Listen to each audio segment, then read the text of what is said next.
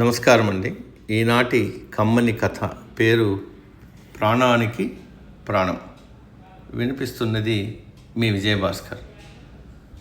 ఒకసారి మర్యాద రామన్న న్యాయస్థానానికి న్యాయం కోసం రామయ్య, సోమయ్య అనే ఇద్దరు వ్యక్తులు వచ్చారు.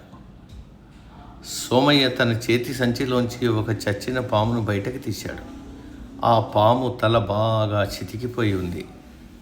అయ్యా రామన్న గారు, చూడండి, నా పామును ఇతడు ఎలా భయంకరంగా చంపేశాడు. ఇక అతనికి ఏ హాని చేయలేదు, కారణం లేకుండా అన్యాయంగా నా పామును చంపాడు అంటూ కోపంగా చెప్పాడు సోమయ్య. అతను చెప్పింది నిజమే ప్రభు, అదొక విషప్రాణి, చచ్చిపోయినా కూడా ఎంత భయంకరంగా ఉందో చూడండి. సోమయ్య దాన్ని స్వేచ్ఛగా బయటకు వదిలేశాడు.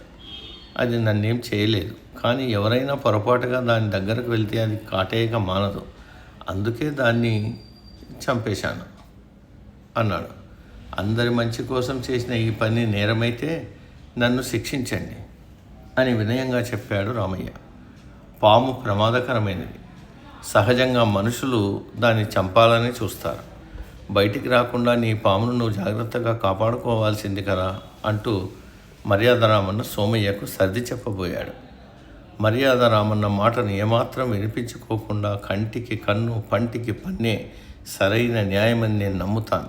నా పాము ప్రాణాలకు బదులు ఇతని ప్రాణాలు తీయాల్సిందే. నేరస్తులను మీరు శిక్షించకపోతే రాజ్యంలో ఘోరాలు ఇలాగే పెచ్చు పెరిగిపోతాయి.